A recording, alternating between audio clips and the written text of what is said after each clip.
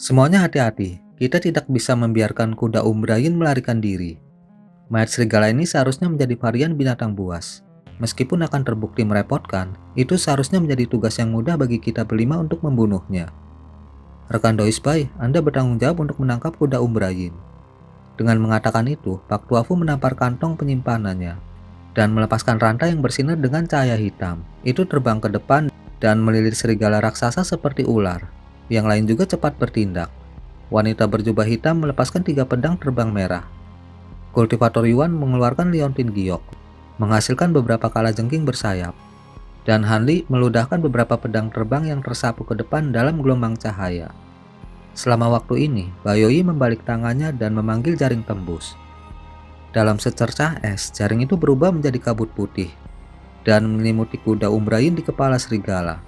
Meskipun ini adalah pertama kalinya mereka beraksi bersama, jumlah kekuatan yang ditampilkan harta mereka sangat besar. Kuda Umbrayin dengan cepat bereaksi. Segera setelah melihat serangan yang datang, dia melepaskan kepala serigala untuk menyembunyikan diri sekali lagi. Adapun serigala mayat, kilatan melintas dari matanya dan lolongannya berhenti. Mulutnya menganga, melepaskan aliran neraka hijau gelap yang tak terduga untuk memenuhi harta sihir yang akan datang. Untuk sesaat, kobaran api telah menahan harta dan mencegah salah satu dari mereka mendekati serigala. Sudah terlambat bagi kalajengking bersayap untuk menghindar, dan berubah menjadi abu setelah beberapa saat. Jaring putih yang dilepaskan untuk menangkap kuda Umbrayin juga tertahan oleh api hijau. Ketika Bayoi melihat ini, dia mendengus dingin. Karena Istana Malam Utara adalah tempat salju abadi, semua teknik dan harta karunnya dikaitkan dengan es. Dan dia menahan api ini dengan jijik. Sebelum yang lain mengambil tindakan lebih lanjut, Bayoi memegang tangannya dengan gerakan mantra, dan cahaya di sekitar tubuhnya menyala, melepaskan gelombang ki putih. Cahaya yang indah dan berkilauan membuatnya tampak seperti Dewi Es yang mengapung dalam badai salju. Saat suhu tiba-tiba anjlok, wanita berjubah hitam dan kultivator Yuan itu tidak bisa menahan diri untuk tidak gemetaran. Serigala besar itu sepertinya merasakan bahwa segala sesuatunya berubah menjadi lebih buruk dan mengambil nafas dalam-dalam sebelum memuntahkan api yang bahkan lebih besar. Pada saat yang hampir bersamaan, Bayoi mengeluarkan kipas kristal, berputar sekali di sekelilingnya sebelum jatuh ke tangannya, memberdayakan cahaya dingin di sekitarnya. Kemudian dengan gelombang, udara menjerit ketika angin gletser menyapu, membawa pecahan es yang tak terhitung. Kekuatan hijau dan putih berbenturan, menenggelamkan harta sihir dalam ledakan tabrakan mereka. Ledakan yang dihasilkan menyebabkan gua bergetar. Api serigala mayat benar-benar tangguh, mampu bersaing secara merata melawan musuh alami. Ketika Bayoi melihat ini, wajahnya memerah karena marah. Dia melambaikan kipasnya sekali lagi dan meningkatkan kekuatan yang lebih besar. Saat pertempuran berlangsung, yang lain tidak hanya diam. Pria tua itu segera menunjuk rantai yang telah dia panggil. Dengan letusan, api hitam melilit mereka dan mereka kabur, berubah menjadi beberapa puluh salinan tidak bisa dibedakan, langsung membentuk jaring besar di atas serigala. Adapun wanita berjubah hitam, dia menggumamkan mantra dan melepaskan 3 belati terbang merah. Mereka berguncang sebelum bergabung menjadi satu pedang sepanjang 3 meter dan membelah ke depan dengan pedang. Kultivator Yuan menarik liontin batu giok di tangannya dan menggantikannya dengan labu biru. Itu memuntahkan kabut ungu pekat yang perlahan-lahan menyebar ke arah serigala. Setelah melihat yang lain menggunakan kemampuan besar mereka, Hani mengangkat alisnya dan dengan santai mengguncang lengan bajunya. Sebuah garis merah muncul sebelum menghilang dari pandangan. Dengan begitu banyak serangan yang menekannya, serigala besar itu tidak bisa bertahan. Rantai api hitam dan pedang merah berangsur-angsur mendorong kembali tubuh mayatnya, membuka jalan bagi kabut ungu yang pekat untuk tiba. Meskipun itu tidak terlalu cerdas, dia bisa merasakan bahaya mendekat. Tubuhnya berkedip-kedip dengan cahaya hijau. Dan sosoknya tiba-tiba menyusut ketika bulu di punggungnya tegak. Kemudian dengan raungan, rentetan cahaya hijau yang lebat diluncurkan dari mantelnya, menyelimuti 5 serangan. Para kultivator telah mengantisipasi ini, tetapi tidak satu pun dari mereka yang berani meremehkan serangan itu, dan menggunakan kemampuan mereka sendiri untuk memblokirnya. Pada saat penundaan itu, serigala berbalik dan melarikan diri, meninggalkan para kultivator kaget. Saat mayat serigala bergerak untuk melarikan diri, cahaya merah menyala di dekat sisinya untuk mengungkapkan jarum merah. Itu berkedip dan menembus api hijau yang melindungi tubuh serigala dalam garis merah tua, memotong dengan ketajaman yang luar biasa. Dalam keterkejutan serigala besar, dia berusaha untuk memutar kepalanya dan menghindari serangan itu. Tetapi jarum sudah menembus lehernya. Lolong menyakitkan yang memekakan telinga mengikuti, dan ki hitam yang berkumpul di sekitar kakinya menghilang ke angin yin di dekatnya. Ketika kelompok itu melihat ini, mereka bersuka cita. "Kejar itu!" teriak seseorang. Kelompok itu kemudian mulai bersinar, berniat untuk dengan cepat terbang setelahnya. Namun, tangisan terdengar dari kantong di pinggang Hanli. Meskipun lembut, ekspresi Hanli sangat berubah, dan dia menjentikan tangannya menembak beberapa garis pedang biru pada area lebih dari 30 meter jauhnya. Ketika serangan semakin dekat, cahaya gelap bersinar dari tanah untuk mengungkapkan beberapa sosok hitam legam. Salah satu dari mereka dengan mudah memukul mundur garis pedang dengan jentikan jari mereka. Setelah itu, angin yin mulai meletus dengan kekuatan besar, dan ketiga sosok itu sebagian disembunyikan. Ketiganya adalah mayat kering yang sama yang muncul di persimpangan yang telah dilalui para kultivator. Tidak diketahui apa yang mereka rencanakan diam-diam atau bagaimana mereka menghindari formasi mantra yang telah ditempatkan. Tetapi mereka berhasil membuntuti Hanli dan kelompoknya dengan penyembunyian mendalam. Sama seperti Hanli dan teman-temannya akan melakukan pengejaran, salah satu mayat kering telah mengungkapkan jejak aura di saat kecerobohan, memungkinkan binatang jiwa menangis Hanli untuk mendeteksi itu. Mayat kering itu sepenuhnya layu dan memiliki ketinggian yang berbeda. Hanli bahkan ingat pernah melihat satu sebelumnya, karena dia telah memukulnya dengan kilat dan mengubahnya menjadi debu. Sementara Hanli mengkhianati keterkejutan dari wajahnya, yang lain mulai menjerit ketakutan. Bagaimana mayat yang membusuk itu bergerak? Wanita berjubah hitam berteriak dengan heran. Ketika saya menemukannya, itu tanpa kehidupan. Bayoyi juga sangat terkejut karena dia menemukan satu bersama Hanli juga. "Kamu mengenali hantu-hantu ini. Kita tidak bisa berurusan dengan mereka sekarang. Pertama-tama kita harus mengejar kuda Umbrayin. Rekan Daoisan dan Junior Chang hadapi hantu-hantu ini untuk sementara waktu. Kami semua akan mengejar kuda. Jika itu menyembunyikan dirinya sekali lagi, akan sulit ditemukan lagi." Meskipun Pak Tuahu sangat khawatir dengan penampilan ketiga hantu misterius ini, dia jelas memprioritaskan penangkapan kuda Umbrayin. Dari sudut pandangnya, Hanli dan juniornya seharusnya tidak memiliki masalah berurusan dengan tiga mayat halus yang aneh ini. Juga ketiganya tidak akan memiliki masalah dengan serigala mayat. Tak satu pun dari anggota kelompok lainnya yang mengajukan keberatan juga. Setelah wanita berpakaian hitam setuju dan Hanli mengangguk, Pak Tuafu dan yang lainnya terbang ke arah serigala mayat tanpa ragu-ragu. Hanli kemudian meletakkan jarum terbangnya dan berdiri di samping wanita berjubah hitam. Keduanya dengan dingin memelototi mayat-mayat kering. Meskipun teknik jalan hantu secara alami licik, dia tidak bisa memahami bahwa salah satu dari mereka mampu bertahan dari serangan petir penakluk iblis. Meskipun demikian, dia tetap mempertahankan penampilan yang tenang meskipun ada peningkatan kewaspadaan di hatinya. Adapun wanita berjubah hitam, dia adalah seorang penatua dari Sekte 9 Kata dan memiliki banyak pemahaman tentang teknik jahat dan hantu. Tidak berani meremehkan mayat-mayat ini juga. Dia memiliki pedang raksasa merah berputar di atasnya dalam tampilan glamor mempesona, melindunginya daripada menyerang.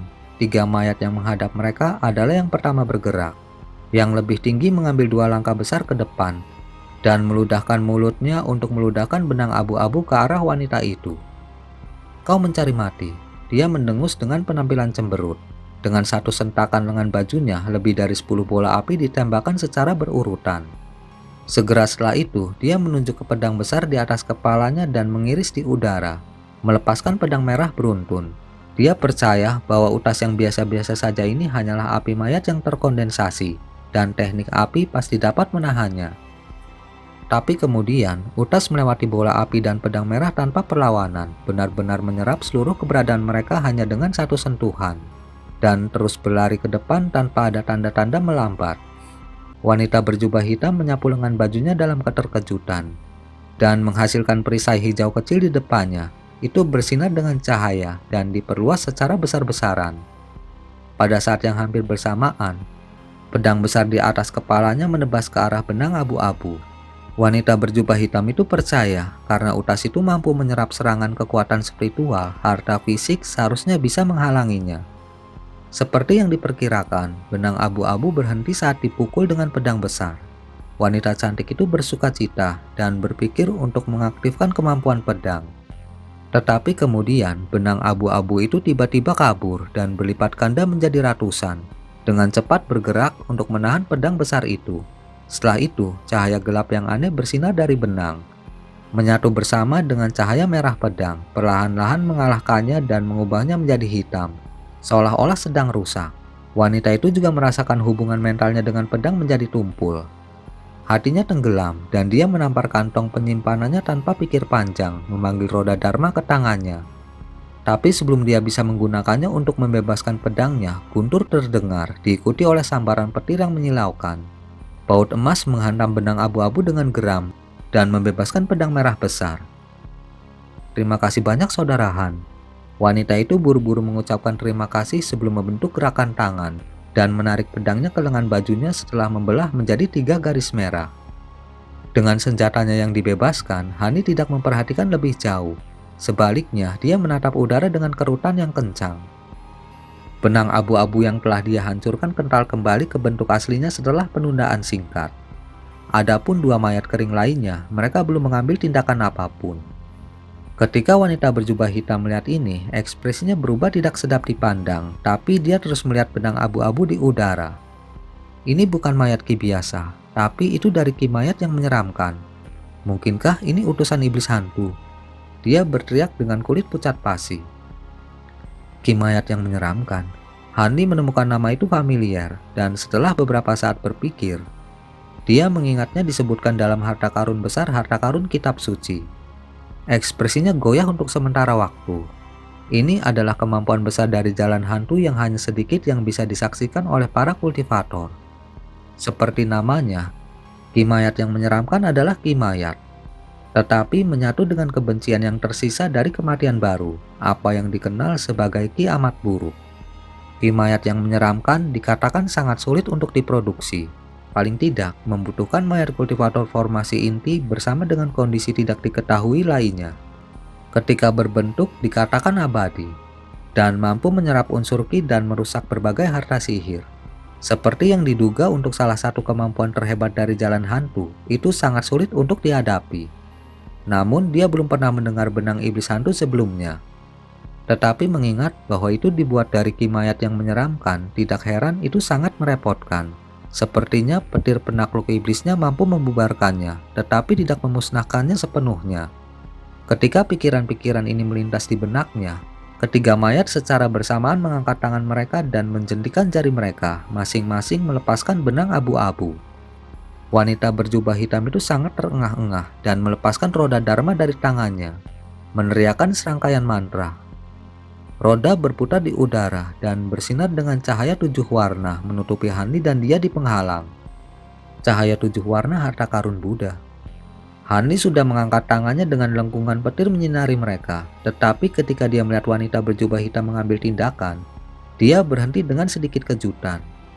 Benang-benang itu kemudian mengenai penghalang 7 warna, tetapi semuanya sepenuhnya ditolak. Hani tidak heran dengan efektivitas penghalang itu. Karena teknik Buddhis terspesialisasi dalam menahan jalan hantu. Bahkan sesuatu yang ganas seperti benang iblis hantu seharusnya tidak dapat menembus cahaya Buddha dalam sekejap. Tapi yang mengejutkan Hanli adalah fakta bahwa tetua sekte jalan iblis memiliki harta Buddha. Ketiganya tidak menghentikan serangan mereka setelah melihat bahwa utas mereka ditolak. Alih-alih jari-jari mereka bergerak dan benang abu-abu yang tak terhitung mulai terbentuk di udara dan menganyam lapisan benang yang tak terhitung jumlahnya di atas penghalang 7 warna. Seolah-olah berniat untuk menjebak keduanya secara menyeluruh di dalamnya. Kilatan dingin melintas dari mata Hanli dan dia menepuk kedua tangannya, mengangkatnya untuk melepaskan 2 busur petir keemasan di penghalang cahaya yang melindungi mereka. Saat derak keras terdengar, jaring petir muncul di permukaan penghalang dan langsung melarutkan benang abu-abu. Ketiga mayat itu tampaknya tidak peduli ketika mereka melihat ini. Mereka hanya menembak lebih banyak benang iblis hantu dari tangan mereka dan mengembalikan bentuk ki abu-abu yang telah tersebar. Rekan Dawisang buka. Dengan mengatakan itu, guntur berdering dari punggung Hanli, mengungkapkan sepasang sayap perak. Wanita itu berpikir untuk membujuknya tetap berada di dalam penghalang. Tetapi setelah melihat sayapnya, dia segera mengucapkan mantra dan menciptakan celah yang bagus di penghalang. Sayap Hani mengepak dan dia menghilang dalam kilatan cahaya perak. 3 mayat tiba-tiba berhenti ketika mereka melihat ini dan mulai melihat-lihat. Kemudian cahaya menyala sekali di belakang mereka untuk mengungkapkan Hanli. Mayat-mayat langsung menjentikan jari mereka sebagai tanggapan dan menembakkan puluhan benang abu-abu padanya. Hani tidak berusaha untuk menghindar, malah membuka mulutnya untuk meludahkan 3 garis emas ke arah masing-masing mayat. Jelas bahwa cahaya emas Hanli jauh lebih cepat daripada benang abu-abu. Dalam hembusan angin yang kencang, 3 pedang emas kecil menembus perut mayat-mayat itu. Pada saat yang hampir bersamaan, benang iblis hantu telah tiba di depan Hanli dan hendak menyerangnya. Namun Hani berteriak dan cincin cahaya 7 warna tiba-tiba muncul di sekitarnya. Ketika benang menyentuhnya, mereka menjadi terputus dari dunia. Ketika wanita berjubah hitam melihat cahaya 7 warna ini, dia tertegun. Hanli kemudian tanpa ekspresi menunjuk ke 3 mayat kering di kejauhan. 3 baut petir lolos dari pedang kecil, diikuti oleh debu guntur yang keras, masing-masing menutupi 3 mayat di jaring petir. Sebelum mayat-mayat bahkan bisa mengerang, petir mengubahnya menjadi awan debu hitam, terus merobek-robek awan debu dan mencegah mereka dari reformasi. Tetapi tampaknya mayat-mayat itu mati di hadapan petir penakluk iblis. Hani mengerutkan kening saat melihat ini. Wanita berjubah hitam bersukacita melihat Hani menahan mereka dan dengan senang hati menyingkirkan penghalang cahaya miliknya. Dia terbang dan mengusulkan. Mayat halus ini telah menyatukan ki mayat yang menyeramkan dengan tubuh mereka sendiri. Saya khawatir kita tidak akan bisa membunuh mereka. Kita harus menggunakan batasan untuk menyegelnya untuk saat ini. Tidak perlu menyia-nyiakan upaya seperti itu. Tidak diketahui kemampuan aneh apa yang dimiliki hantu-hantu ini. Pembatasan umum mungkin tidak dapat menahannya. Sebaiknya mari kita habisi mereka. Habisi mereka. Wanita berjubah hitam itu memasang ekspresi aneh. Dan sebelum dia menyadari apa yang dimaksud Hanli, Hani menampar kantong penyimpanannya dan seberkas cahaya hitam terbang keluar. Berputar-putar sekali di sekelilingnya sebelum menyatakan dirinya sebagai monyet kecil. Binatang jiwa menangis. Itu terbangun oleh bau ki mayat dan segera bersukacita. Itu mengeluarkan dengusan dengan hidungnya yang besar. Tanpa perintah apapun, dia melepaskan cahaya kabur yang dengan mudah menyerap awan debu dari jaring petir dan membawanya ke mulutnya. Setelah beberapa tegukan, dia memegangi perutnya dengan kepuasan dan kegembiraan. Wanita berjubah hitam itu tercengang oleh peristiwa ini. Hanya ada beberapa binatang roh di dunia ini yang mampu melahap hantu. Tapi dia belum pernah mendengar tentang monyet kecil yang mampu memakan hantu kuat seperti itu. Hal terdekat yang terlintas dalam pikirannya adalah kera bermata giok, tetapi penampilannya tidak cocok sedikit pun. Saat wanita berjubah hitam merenung, Hani lega menemukan bahwa binatang jiwa menangis tidak terpengaruh secara negatif dengan menyerap 3 mayat kering. Tetapi alih-alih segera menarik binatang itu, dia memberi isyarat. Dan segera binatang jiwa menangis dengan patuh melompat di bahunya. Hani melirik wanita berjubah hitam dan berkata, "Ayo pergi, mungkin saudaraku sudah selesai menangkap kuda Umbrayin." Menekan rasa penasarannya terhadap monyet, dia tersenyum. "Kemungkinan besar serigala mayat telah terluka olehmu dan seharusnya tidak bisa berlari jauh." Hani membalas senyumnya, tetapi sebelum dia bisa mengatakan apa-apa, dia merasa tubuhnya bergetar. Mereka berdua saling bertukar pandangan bingung, dan masing-masing memanggil plat formasi di tangan mereka. Hani mengambil nafas dalam-dalam dan dengan sungguh-sungguh bertanya, "Rekan Taois Yuan sudah hilang. Rekan Dois Chang, apakah Anda tahu apa yang terjadi? Penanda saya pada rekan Taois Yuan juga hilang. Bagaimana mungkin sesuatu terjadi dalam waktu yang singkat?" Wanita berjubah hitam itu berbicara dengan tidak percaya. "Saya tidak yakin," jawab Hanli. "Mungkin saja yang lain menghadapi musuh yang tangguh. Atau rekan Taois Yuan ceroboh dan terjebak dalam batasan. Kalau begitu, kita harus bergegas." Penanda mereka menunjukkan bahwa mereka berada di dekatnya, kata wanita berjubah hitam itu dengan sedikit khawatir. Hani mengangguk dengan acuh tak acuh, dan keduanya berangkat dalam garis cahaya. Setelah terbang sekitar 5 km, mereka menemukan area yang luas yang penuh dengan tumpukan biji sampah. Keduanya kemudian melambat dan dengan hati-hati memeriksa daerah itu. Setelah 300 meter lagi, tumpukan itu menghilang dan membuka ke sebuah ruangan besar.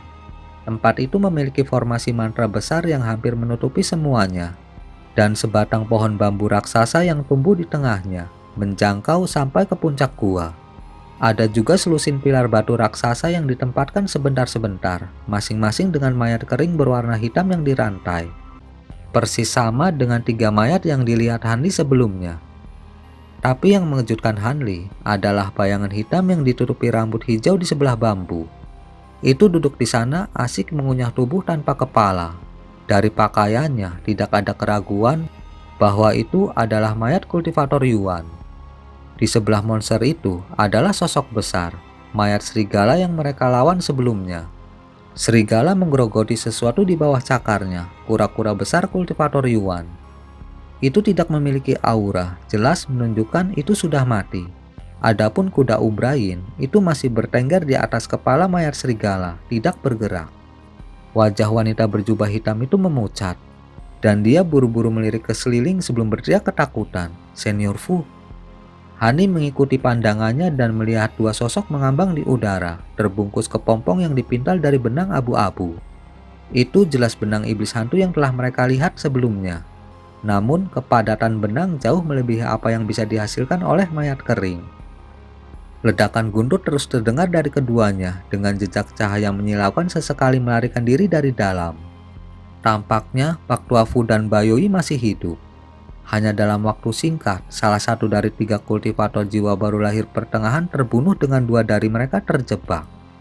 Hani berhasil mempertahankan penampilan yang tenang, tetapi dia benar-benar terkejut.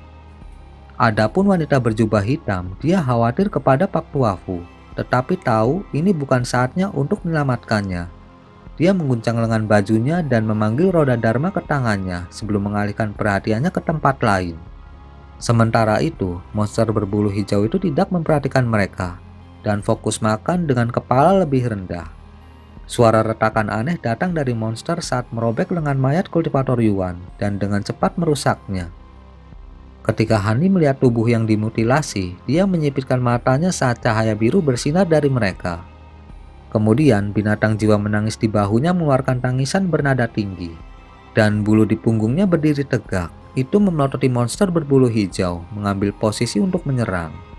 Tapi dari mutiara jiwa menangis di dalam tubuhnya, Hani bisa merasakan bahwa monyet itu sebagian besar merasa takut, seolah-olah telah menemui musuh bebuyutannya. Monster itu mendengar teriakan binatang jiwa menangis, dan pesta itu terhenti secara tiba-tiba. Itu melemparkan mayat di tangannya, dan terbang 60 meter ke arah 2 kultivator sebelum mendarat di tanah. Wajah Hani dan wanita berjubah hitam itu melengkung saat merasakan aura yang kuat. Monster hijau berbulu itu hanya berdiri di tempat ketika menyaksikan mereka. Pada saat itu, Hani akhirnya dapat dengan jelas melihat penampilan monster itu. Wajahnya sangat mirip dengan monyet, dengan darah penuh di mulutnya dan taring setinggi beberapa inci. Matanya berkilau dengan perak tajam dan tidak memiliki iris, membuat penampilan yang agak aneh. Tapi yang paling menarik perhatian Hanli adalah 2 tonjolan dari punggungnya yang dibalut dengan daging. Monster berbulu hijau menyapu pandangannya melewati para kultivator dengan acuh tak acuh, dan mata terkunci pada binatang jiwa menangis yang bertengger di bahu Hanli. Kemudian wajahnya menunjukkan ekspresi aneh yang menyerupai kebingungan. Ketika binatang jiwa menangis bertemu dengan tatapan monster hijau itu, dia melompat 10 meter di depan Hanli dan menumbuk dadanya dengan sekuat tenaga, menyebabkan cahaya hitam melonjak di sekitarnya. Dalam sekejap mata, dia tumbuh setinggi 30 meter untuk menjadi kera ganas, yang memiliki gambar hantu merah tua jahat di punggungnya yang tampak bergerak seperti hidup. Monster berbulu hijau itu sepertinya merasakan sesuatu dari transformasi binatang jiwa menangis dan buru-buru mundur beberapa langkah. Pada saat yang sama, kantong-kantong daging yang menonjol di punggungnya bergetar dan terkoyak, memperlihatkan 2 sayap sepanjang 3 meter yang bersinar dengan cahaya perak yang menyilaukan. Iblis malam bersayap perak. Wanita berjubah hitam itu meneriakkan namanya dengan wajah ketakutan dan kulitnya memucat. Di dunia fana, iblis malam bersayap perak adalah mayat halus yang mampu terbang dan hanya diperbantukan oleh mayat bulan berpakaian emas. Mereka adalah eksistensi menakutkan yang dikatakan lebih unggul bahkan dari kultivator jiwa baru lahir tahap akhir. Tidak hanya mereka keajaiban alami teknik gerakan angin dan bumi, itu hampir kebal, sangat kuat, dan cukup terampil dalam ilusi dan sihir. Saat pikiran ini dengan cepat terlintas di benak Hanli, dia dengan erat mengerutkan bibirnya. Cahaya melintas dari sayap binatang itu, dan ketakutannya terhadap binatang jiwa menangis segera menghilang. Itu dengan lantang mengucapkan, "Saya tidak berharap lebih banyak orang akan datang untuk menemukan saya. Sudah cukup lama sejak saya makan daging segar. Anda semua akan membuat makanan yang cukup." Kata-kata ini diucapkan sejelas suara manusia. Mulut Hanli berkedut setelah mendengar ini, dan dia diam-diam mengangkat tangannya tanpa berpikir. Dua pedang kecil melaju ke depan dan bergerak untuk menyerang kepompong abu-abu yang tergantung di udara. Mengetahui bahwa monster ini terbukti merepotkan, dia berencana membebaskan dua lainnya untuk menggabungkan kekuatan mereka dan meningkatkan peluang kemenangan mereka. Iblis malam bersayap perak hanya menyeringai di hadapan usahanya. Mata yang berdebat bersinar dan tangan abu-abu besar muncul di depan dua kepompong, dan dengan cepat menahan dua pedang emas sebelum Hanli bisa bereaksi. Meskipun dia khawatir, dia tetap tenang dan memerintahkan pedangnya untuk meledak dengan kilat keemasan. Guntur terdengar, dan mereka melepaskan diri dari kurungan tangan abu-abu dalam kilatan cahaya keemasan. Namun, rentetan benang yang kuat melesat keluar dari kepompong, menutupi pedang sekali lagi. Dan bagian-bagian yang tersebar dari tangan besar mulai dengan cepat berubah. Hanli mengerutkan kening dan mengepalkan tangannya, melepaskan busur petir emas dari tubuhnya dalam bencana petir. Dengan garis cahaya menari di sekelilingnya, dia muncul seperti dewa petir yang turun ke dunia ini. Ketika binatang jiwa menangis melirik Hanli, itu tidak bisa membantu tetapi mengungkapkan keheranan di wajahnya. Betapa menarik. Iblis malam bersayap perak berkata dengan nada tanpa emosi. Untuk benar-benar dapat memecahkan benang iblis hantu saya, Anda pasti orang yang menghancurkan kembaran saya. Memang. Dan kamu secara tak terduga mampu berbicara seperti manusia. Anda pasti cukup cerdas, sehingga Anda pasti tahu apa yang menjadi minat terbaik Anda. Hani melirik sisa-sisa kultivator Yuan dan kemudian menunjuk kuda Umbrayin di samping sebelum dengan dingin menyatakan, "Jika Anda menyerahkan kuda Umbrayin itu dan melepaskan dua kawan saya akan segera pergi." Tanpa ragu sedikit pun, iblis malam menjawab, "Kamu dapat memiliki binatang kecil itu. Dan aku bahkan mungkin mempertimbangkan untuk membiarkanmu dan kawan-kawanmu pergi." Kamu akan benar-benar setuju. Ketika wanita berjubah hitam mendengar ini, sukacita menyinari wajahnya. Saat ini, roda dharmanya sudah dipanggil di udara dan bersinar dengan cahaya. Hani tetap diam ketika mendengar ini. "Aku akan setuju dengan semua persyaratan ini." Iblis malam kemudian mengarahkan jari-jarinya yang tertutup bulu ke binatang jiwa menangis dan berkata, "Ketika kamu meninggalkan binatang roh itu." Wanita berjubah hitam itu sangat terkejut mendengar hal ini. "Dalam mimpimu," Hani dengan dingin tersenyum. "Lalu kamu bisa melupakan tentang pergi. Aku akan makan dagingmu." Wajah iblis malam melengkung dengan permusuhan dan taringnya membentang beberapa kali, diikuti oleh perak yang menyala dari matanya. "Hati-hati dengan sihirnya." Suara samar Pak Tuafu terdengar dari salah satu kepompong. Namun peringatannya datang terlambat. Meskipun Hani menggunakan mata roh cerahnya, dia secara tidak sadar menutupnya di hadapan cahaya yang menyilaukan. Wanita berjubah hitam itu linglung dan memaksanya untuk menatap matanya juga. Tidak baik, saat matanya terpejam, Hani menjerit kaget. Pada saat keduanya membuka mata mereka, lingkungan mereka telah berubah. Semua jejak gua telah menghilang dan digantikan oleh kabut abu-abu. Itu tidak diketahui di mana iblis malam bersayap perak berada. Penyihir kelas tinggi, gumam Hanli.